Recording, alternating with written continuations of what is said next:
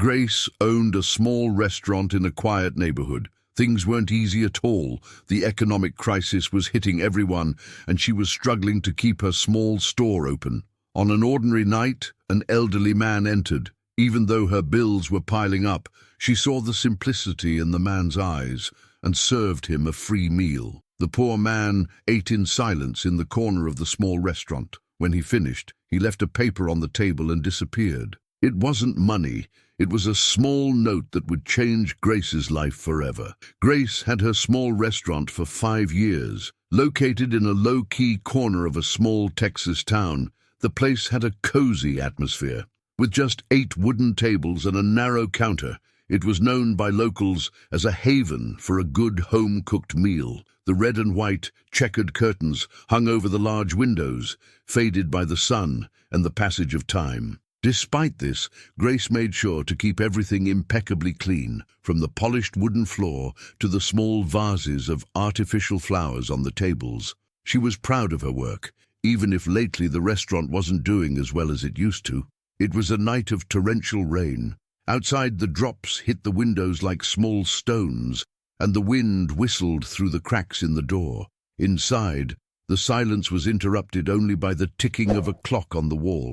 Grace was sitting at the counter organizing the month's bills. She sighed deeply, her eyes fixed on the numbers that wouldn't close. Their children, Ethan, 12, and Lily, 9, were home, probably already asleep. They were the reason Grace kept fighting, even when the weight of debt seemed unbearable. Maybe I have to sell my ring, she thought, touching the ring on her finger. The idea made her uneasy, but the smiling faces of her children in the photo on the counter reminded her of her priorities. They needed food, clothes, and school supplies, and Grace knew she would do anything for them. She got up, ready to turn off the lights and end another day without customers, when the doorbell rang. The sharp sound made his heart race. She quickly turned around, and her eyes fell on the figure of an elderly man entering the restaurant. He stopped just inside the entrance, as if he wasn't sure if he should be there. His clothes were completely soaked. His patched coat was dripping with water, forming a small puddle on the wooden floor. He held an old hat in his hands, which were shaking slightly, either from cold or weakness. Grace took in his details. The grey hair plastered to his forehead, his face marked by deep wrinkles, his shoulders bowed by the weight of years of struggle. Despite his tired appearance, there was something in the eyes of the man who touched her. They were kind, almost humble, but carried a sadness that was difficult to ignore. He took a hesitant step, looking around, as if apologizing for being there. "Sorry, I didn't mean to bother you," he murmured, his hoarse voice barely overcoming the sound of the rain outside. Grace smiled softly, trying to convey comfort. "Everything is fine. It's warmer in here." "Nursu." The man seemed to hesitate for a moment, his eyes shifting to the ground. He seemed embarrassed, perhaps because of his appearance or the fact that he was wetting the impeccably clean space. "I don't want to disturb you," he said, his voice low. "It's not in the way," replied Grace, walking with firm but welcoming steps. She opened her hand, gesturing to a table near the heater. "Please sit down. It's not good to be out in the rain like this." The old man looked at her, as if searching for some sign that he was truly welcome. After a few seconds, he nodded and slowly walked to the indicated table. Grace watched him sit down, still holding his hat in his hands. She noticed how fragile he looked, the careful movements of someone who had faced a lot in life. As he adjusted his sodden coat over the back of the chair, she felt a pang of empathy. She didn't know what had brought him there that night, but something in his presence awakened in her a desire to help, even if she herself was going through so many difficulties. Grace walked up to the old man with a warm smile. She could see he was embarrassed with his wet clothes dripping onto the clean floor. Grace took a clean towel from behind the counter and handed it to the man with a gentle gesture. He looked relieved, but at the same time, something in his eyes reflected a silent pain. He accepted her with a slight nod, but before she could move away, he murmured, his voice trembling, almost imperceptible, "I haven't eaten in 3 days." He hesitated, as if the words were difficult to come out. "I lost my job last month and spent my last few dollars on medication." His eyes, filled with sadness, stared at the floor. "I don't have money for food." Grace felt a wave of empathy invade her chest. She knew what it was like to be without money. She knew what it was like to struggle to guarantee the minimum for her children. The memory of the first year she arrived in the United States, when she could barely afford to buy food for herself, was still vivid in her mind. Many nights she went to bed with an empty stomach, saving every penny so her children, Ethan and Lily, would have something to eat. The weight of that hunger seemed not to have faded over time. Without saying a word, she approached the man, who was visibly shaken. Grace led him to a corner table, away from the window where the rain was beating down hard. The soft light of the restaurant illuminated his tired face, and she could see how his shoulders were hunched, as if the weight of the world was upon him. "Don't worry about money today," Grace said, her voice soft and welcoming. "You need food, and that's what I'm going to give you." The man tried to protest, shaking his head with an expression of refusal, but Grace was already heading towards the kitchen. She knew that his humility wouldn't allow him to accept help easily, but she couldn't let him leave without at least trying. She turned the stove back on and started preparing the meal. Grace wanted to give him something special, something that was more than just a meal. She wanted this dish to warm her body and soul, like her grandmother used to do for her in difficult times. She decided to make chicken soup, the recipe she had always kept for her family. It was comforting and simple, but full of love. She used fresh, carefully chosen vegetables and added a little more chicken, as she always did for her children. As the soup boiled, the warm and inviting aroma filled the empty restaurant. The sound of the rain outside seemed to mix with the crackle of the fire in the kitchen, creating a cozy feeling. Grace thought about her father. He had passed away 10 years ago. But whenever she found herself in situations like this, he was present in her mind. The man before her, with the same kind eyes and soft voice, reminded her of her father in an almost painful way. She wondered if he, like her, had ever gone through times of hunger and loneliness without ever telling anyone. While the soup was cooking, the man remained silent, looking at the window, watching the raindrops running down the panes. Grace noticed him discreetly wiping the tears from his eyes, and she decided not to mention anything. She knew how difficult it was to accept help, especially when her dignity was at stake. When the soup was finally ready, Grace served a generous portion, with a slice of freshly baked bread on the side. She didn't know if he would have another opportunity to eat such a meal, and she thought that perhaps it would be enough for at least one day. She also packed some extra bread and cookies in a paper bag, determined to make sure he didn't go hungry again anytime soon. Tomorrow could be another hungry day for him, she thought with a sinking heart. She couldn't allow that to happen. She knew how unpredictable life could be, and she would do whatever was necessary to help. She placed the meal before him as delicately as she would have served her own father. The man looked at the steam rising from the bowl, and Grace watched as he hesitated before taking the first spoonful. When the soup touched his lips, a tear rolled from his eye and ran down his cheek, falling onto the spoon he held. He watched her for a moment, as if he was processing what he felt. "This reminds me of the food my mother made a long time ago," he said, his voice soft, almost broken. The words seemed filled with nostalgia, and Grace felt her heart sink. He began sharing memories of his childhood, of family dinners, of his mother in the kitchen, preparing dishes with the same care and love that Grace now put into each dish. She sat with him while he ate, feeling that at that moment he needed company more than food. "My name is Henny," he said, finally introducing himself. "I was an accountant before the company closed last month." Henry savored the soup slowly, looking lost in each spoonful. The meal seemed to be more than just food for him. It was a respite from the chaos of his life. He took a deep breath before he began to speak, his voice shaking slightly, as if the weight of his words came from much more than a simple meal. "I spent 30 years at the same company," he said, his voice low, almost heavy with regret. "When I was laid off, I only received 2 weeks' pay." He let out a long breath, which seemed to ease some of the pressure building up in his chest. Grace listened to him silently, her hands gently wiping the counter as he spoke. She knew that as much as the man was physically there, he carried an invisible burden. a pain that perhaps no one could fully understand. "My savings are gone from medical treatments," Henry continued, looking into the bottom of his bowl. "And after my wife passed away last year, everything became even more difficult."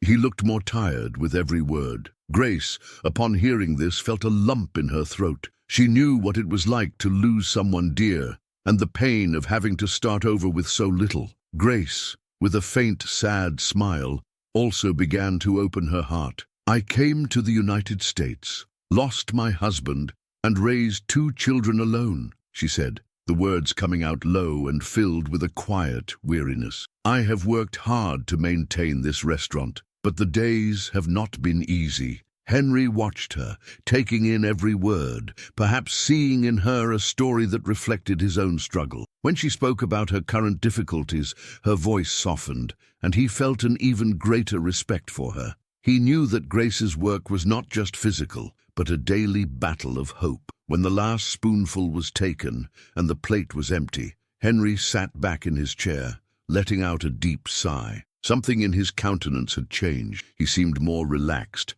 as if the simple act of being treated with dignity had given him renewed strength. He reached into his coat pocket and pulled out a small notepad. Grace, distracted as she collected the dishes, noticed that he was writing something. She glanced over her shoulder, but Henry didn't seem to want to be interrupted. He finished writing, put the pen back in his pocket, and looked at her with a calm smile. "Leave the paper bag with the extra food for me, please," Grace said with a kind gesture, as if offering something to a friend. Henry smiled in thanks. "Thank you," he replied, his eyes shining with an emotion that Grace couldn't exactly identify.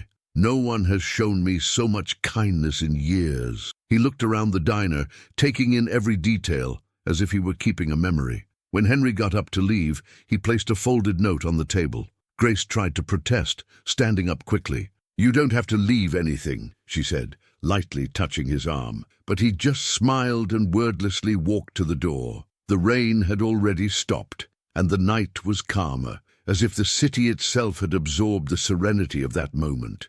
He stopped at the door, looked at her one last time, and made a silent gesture of farewell. Grace watched him walk away until he disappeared into the darkness. Something inside her was restless, as if there was more to this goodbye than she realized. She walked over to the table where he had sat, curious about what he might have left. When she opened the note, a feeling of surprise paralyzed her. Her hands began to shake as she read the carefully written words. The note was not a simple thank you note, but something much more important. Grace read it again, and her eyes couldn't believe what they saw. The lyrics were elegant, full of purpose, and the words seemed to carry immense weight. She thought she was dreaming. "What's going on here?" she thought to herself as she reread the note once again. It was a business card and a handwritten letter. Henry, that simple and tired man, was not who she thought he was. He had been the chief financial advisor for one of the largest restaurant chains in the city, and his former company was one of the giants in the financial sector. The note contained a clear explanation. "I have been watching your restaurant for weeks. I saw how you treat each customer with genuine affection. I noticed his dedication to quality and people's well-being. You have something that is rare. I have been looking for someone with your heart and skills." And finally he wrote, "I have powerful friends in the restaurant industry. Tomorrow I will return with investors to help you." Grace felt the weight of the words written by Henry. His letter not only praised her restaurant, but also highlighted something she had never imagined possible. High-level investors were eyeing her small establishment. The letter mentioned powerful connections, influential people in the restaurant business who had spread their networks throughout the city and beyond. Grace read and reread the words, trying to process everything it meant. How could she, someone with so little, be seen by such important people? The letter talked about the potential of her restaurant, about her dedication, and how she treated each customer as if they were part of the family. That's what really touched Grace. She knew her restaurant was simple, but she put all her love into it, and now someone was seeing it. The night passed slowly. Grace could barely sleep, her mind racing a mile a minute. He thought about Ethan and Lily, his children. She imagined a better future for them, where she could finally give them what they always dreamed of, maybe even buy new clothes, or who knows, a better place to live. She imagined paying off her debts, living without the burden of constant worry. The next day, Grace arrived earlier than usual. The aroma of fresh coffee spread throughout the cafe as she baked extra bread, nervous and excited at the same time. With each customer that came in, she asked herself, could these be Henry's investors? Would they really come? It was around lunch that she saw a group of men entering the restaurant. Henry was with them, but he looked like a completely different person. Now he was well dressed, with quality clothes and a confident air she had never seen before.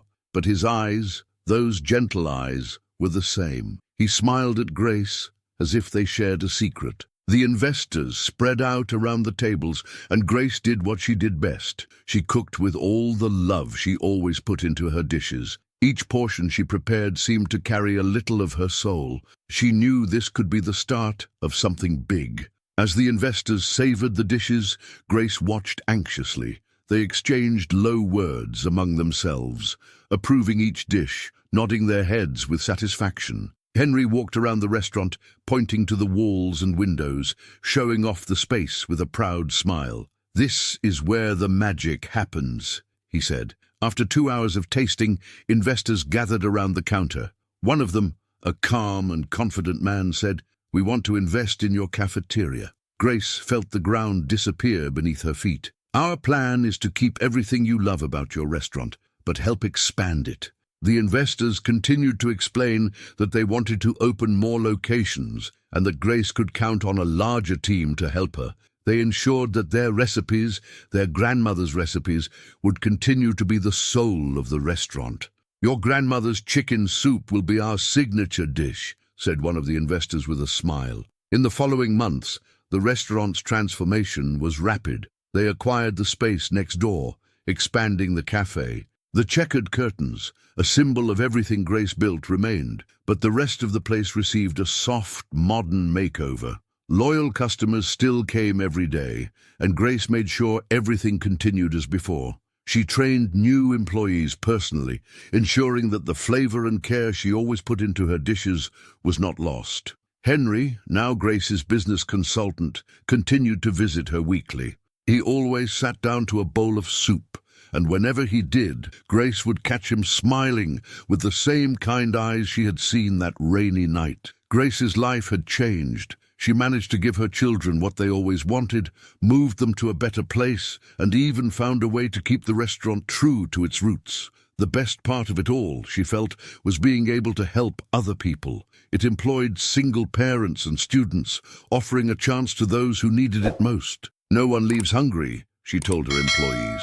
And of course, Henry continued to come for his soup. Sometimes he would say, the kindness that night wasn't just about the food, it was about dignity, about treating people with respect. That's what makes it special. This is what makes your restaurant a true success. Grace kept the note that Henry had left that rainy night. She framed it carefully and hung it on the wall of her small office, right above her work desk. Whenever he felt the weight of responsibilities or the challenges of everyday life, his eyes found the note. It was a powerful reminder that small acts of kindness have the power to change destinies in unimaginable ways. Sometimes, as she looked at that note, Grace reflected on how a simple bowl of soup shared in a time of need had completely transformed her life. Not just yours, but Henry's, his children's, and all the people who now worked in his restaurants. The compassion that had begun on an ordinary night had multiplied, creating a wave of change that reached so many other lives. And, in that note, was the heart of it all. Proof that kindness and humanity can build something extraordinary. If you like this story, don't forget to leave a like and subscribe to the channel. Here, you will find exciting stories every day, made to touch your heart, and I'm sure that the story that's appearing on the screen now will move you too. Don't miss it.